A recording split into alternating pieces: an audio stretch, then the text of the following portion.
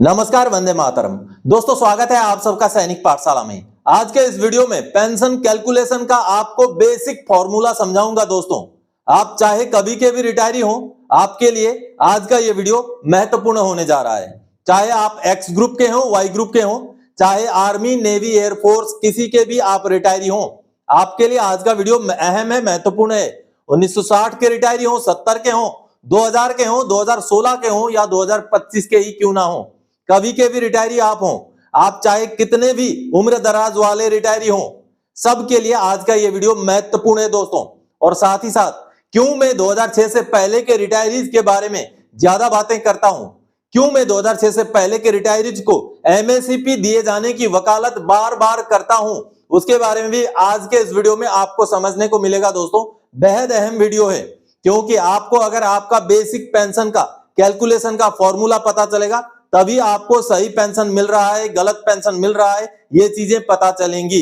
तो वीडियो में आखिर तक बने रहिएगा।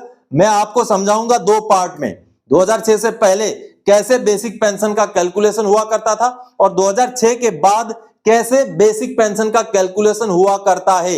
इस बात को आपको समझना है ताकि 2006 से पहले के पेंशनर्स के साथ किस तरीके से खास करके अन्याय हुआ है, वो भी आगे आपको समझने को मिलेगा दोस्तों।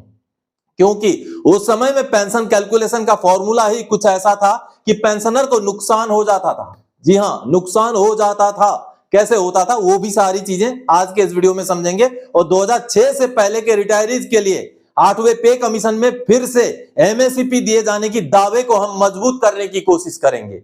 आप अगर सहमत होते हैं तो वीडियो को पूरा देखिएगा, वीडियो को शेयर भी कीजिएगा, लाइक भी कीजिएगा। ऐसे ही अहम महत्वपूर्ण जानकारियां आपको मैं अपने वीडियोस के जरिए देता रहता हूं। इसी तरीके से पुराने पेंशनर्स की पेंशन इंक्रीज के लिए, उनको सही एंटाइटलमेंट दिलाने के लिए अपने वीडियो में मैं मुद्दे उठाते रहता हूं। तो चलिए आगे बढ़ते हैं। लेकिन सबसे पहले, अगर आप पहली बार सैनिक पाठशाला चैनल का वीडियो देख रहे हैं या तो अभी तक आपने चैनल को सब्सक्राइब नहीं किया है, तो चैनल के साथ जुड़े रहने के लिए, निरंतर महत्वपूर्ण जानकारियां पाते रहने के लिए पहले फटाफट से चैनल को सब्सक्राइब कर लें, ताकि आने वाले समय में कोई भी वीडियो आपसे ना छूटे। चलिए अब आगे बढ़ते हैं दोस्तों। सबसे पहले आप हेडिंग देख पा रहे हैं, बेसिक पेंशन कैलकुलेशन का फॉर्मूला आपको समझाऊंगा। जी हां, बेसिक पेंशन का कैलकुलेशन 2006 से पहले कैसे होता था। जी हां, इसके लिए हमको चाहिए होगा बेसिक पेंशन पेमेंट, जो बेसिक लास्ट पेमेंट है, जो सर्विस के दौरान का बेसिक पेमेंट है, वो लेना है। आगे आपको क्लास पे लेना है, आगे आपको मिलिट्री सर्विस पे भी लेना है और ग्रेड पे भी लेना है। अब ये समझाता हूं मैं, अगर आप एक्स ग्रुप के हैं तो आपका ग्रुप पे भी आ जाएगा। तो अब इस तरीके से पेंशन को 2006 से पहले कैसे दिया जाता था। 2006 से पहले ना एमएसपी होता था ना ग्रेड पे होता था। तो उस समय के पेंशनर के लिए केवल बेसिक पे और क्लास पे होता था। उस समय में मान लीजिए बेसिक पे किसी का 4000, किसी का 5000, बहुत ज्यादा हुआ तो 6000। 2006 से पहले की मैं बात कर रहा हूं, बेसिक पे की बात कर रहा हूं सर्विस के दौरान। लेकिन हम मान के चलते हैं, आज का डेट का रेट लेकर के मैं पेंशन कैलकुलेशन का आपको फॉर्मूला समझाना चाहता हूं। अगर 2006 से पहले किसी एम्प्लॉय का, किसी फौजी का अगर बेसिक पे 40,000 होता, उनका क्लास पे 450 होता, तो उनका पेंशन कैसे फिक्स किया गया होता वो समझाऊंगा। फिर 2006 के बाद कैसे फिक्स किया गया है उसको समझाऊंगा, ताकि आपको समझ में मिलेगा कि कैसे 2006 से पहले के रिटायरीज को घाटा होता था, उसका कंपेंसेशन कैसे दिया गया और क्या वो कंपेंसेशन काफी है, वो भी आगे आपको समझाऊंगा। चलिए, सबसे पहले तो हमने बेसिक लिया है 40,000 रुपए। दोस्तों, सबसे पहले तो आप जान लीजिए 2006 से पहले आपका पेंशन का कैलकुलेशन किस तरीके से होता था। सबसे पहले तो होता था दोस्तों basic basic basic plus 50% of class पे, 50% ऑफ क्लास पे को जोड़ा जाता था। जी हां, बेसिक हमने लिया है 40,000। ये अमाउंट हालांकि आज के डेट का है, उस समय में 40,000 नहीं होता था, लेकिन समझाने के लिए मैं ले रहा हूं। तो 40,000 रुपए बेसिक ले लिया हमने, 40,000 रुपए बेसिक ले लिया, प्लस क्लास पे को पहले ही 50% कर दिया जाता था पेंशन कैलकुलेशन में लाने से पहले ही। यानी कि अगर हम 450 क्लास पे ले लेते हैं तो इसका 50% यानी कि 225 रुपए यहां पर जुड़ जाता है। अब पेंशन कैसे निकाला जाएगा, इसको 40,000 और 225 यानी कि 40,225 divided by 2 into qualifying service divided by 33, ये होता था पेंशन कैलकुलेशन का रूल। अब क्वालिफाइंग सर्विस में क्या लिया जाता था, मान लीजिए अगर ये सिपाही का पेंशन है और सिपाही का अगर जो लेंथ ऑफ सर्विस 17 साल होता है, तो 17 साल के सिपाही का लेंथ ऑफ सर्विस में 5 साल जोड़ा जाता था। जी हां, जो भी 33 साल से नीचे जिनका भी सर्विस है उनको मैक्सिमम 33 साल होने तक के लिए 5 साल जोड़ा जाता था। कहने का मतलब है अगर कोई 17 साल में रिटायर होता था तो उसके में 5 साल जोड़ा जाता था। कोई मान लीजिए 22 साल में रिटायर हुआ तो 5 साल जोड़ा जाता था। 26 में रिटायर हुआ तब भी 5 साल जुड़ता था। लेकिन मान लीजिए कोई अगर 30 साल सर्विस करके रिटायर होता है तो उनके में 5 साल नहीं जुड़ेगा, क्योंकि उसका मैक्सिमम लिमिट 33 था। यानी कि अगर कोई 30 साल सर्विस करके रिटायर हुए तो उनके में केवल 3 साल जोड़ा जाता था, मैक्सिमम 33 होने तक ही जोड़ा जाता था। तो इनके केस में, अब ये जो पेंशनर हैं इनके केस में हम जोड़ेंगे दोस्तों, इनके केस में हम जोड़ेंगे,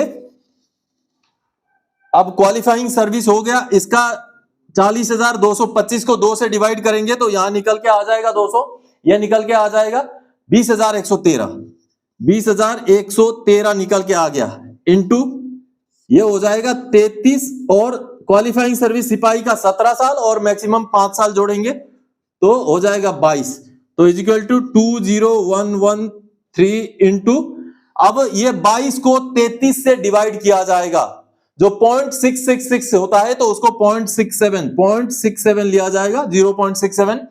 तो ये अगर गुणा करेंगे 20,113 को 0.67 से गुणा करेंगे तो बेसिक पेंशन 13,476 रुपए, 13,476 रुपए।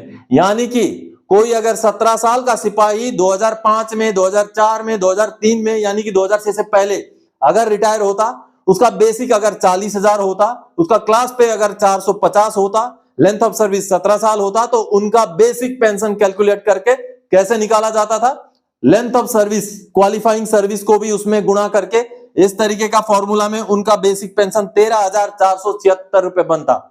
लेकिन अब 2006 के बाद जो पेंशन फॉर्मूले में बदलाव किया गया है, अब उससे कैसे बेसिक पेंशन निर्धारित होता है देख लीजिए।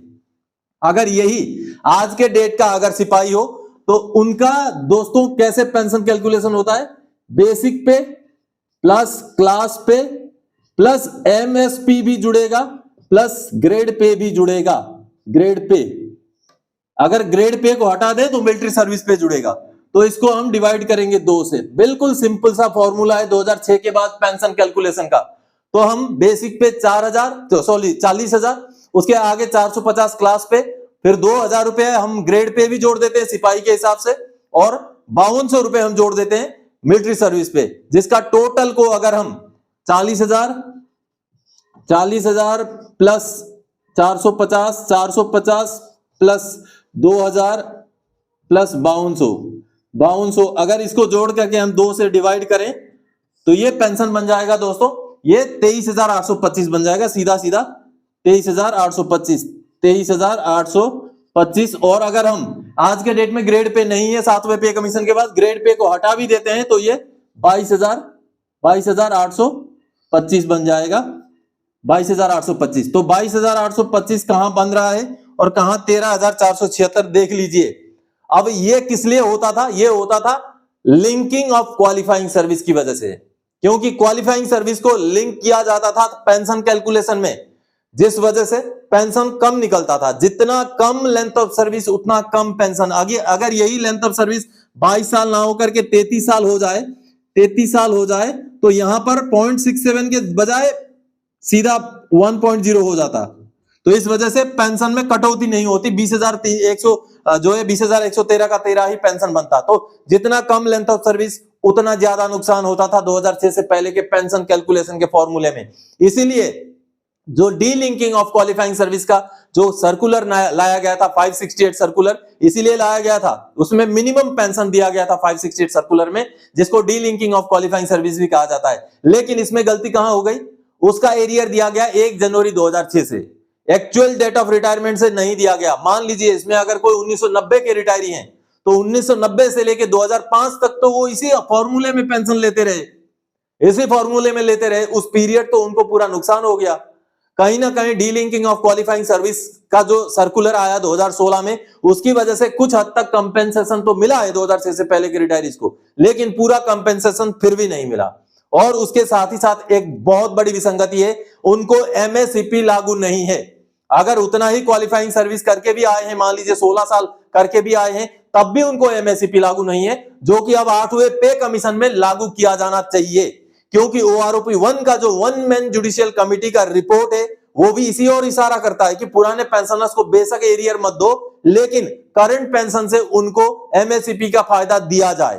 तो कहीं ना कहीं 2006 से पहले के रिटायरीज के लिए एमएससीपी दिया जाने वाला मुद्दा बेहद अहम है, बेहद महत्वपूर्ण है। इसलिए आप अगर समर्थन करते हैं इस मुद्दे को, तो आप वीडियो को शेयर कीजिएगा दोस्तों, क्योंकि पेंशन कैलकुलेशन का आपने फॉर्मूला देखा 2006 से पहले रिटायरीज को किस तरीके से पेंशन कैलकुलेशन में घाटा होता था बजाय 2006 के बाद वालों के। तो कहीं ना कहीं इस घाटे को, अगर इस नाइंसाफी ही कहेंगे हम, अगर इस नाइंसाफी को हमें रोकना है, तो कहीं ना कहीं बेशक आने वाले समय में ही सही 8वें पे कमीशन से 2006 से पहले के रिटायरीज को एमएससीपी का फायदा जरूर दिया जाना चाहिए। ये मेरी मांग है, ये मांग मैं हमेशा उठाता रहता हूं। आप अगर समर्थन करते हैं, इस बात से अगर सहमत हैं, तो वीडियो में एग्री भी लिखिएगा, और साथ ही साथ इस वीडियो को जितना हो सके आप शेयर कीजिएगा। चाहे आप कहीं भी जुड़े हुए हो, जितने भी व्हाट्सएप ग्रुप में आप जुड़े हुए हो, इस वीडियो को जरूर शेयर कीजिएगा, क्योंकि ये 2006 से पुराने पेंशनर्स को हक दिलाने का, उनको अधिकार दिलाने का जो है मुद्दा है दोस्तों। क्योंकि एमएससीपी भी अगर उनको ग्रांट हो जाता है, तो कहीं ना कहीं 8वें पे कमीशन के बाद ही सही उनको कुछ ना कुछ पेंशन में अच्छी खासी बढ़ोतरी मिलने का चांस बन सकता है। तो दोस्तों, आज के इस वीडियो में इसी जानकारी और इसी अपील के साथ आया था। आगे और कोई जानकारीदायक आपसे सरोकार रखने वाला विषय लेके मैं फिर से हाजिर हो जाऊंगा। तब तक के लिए जय हिंद दोस्तों।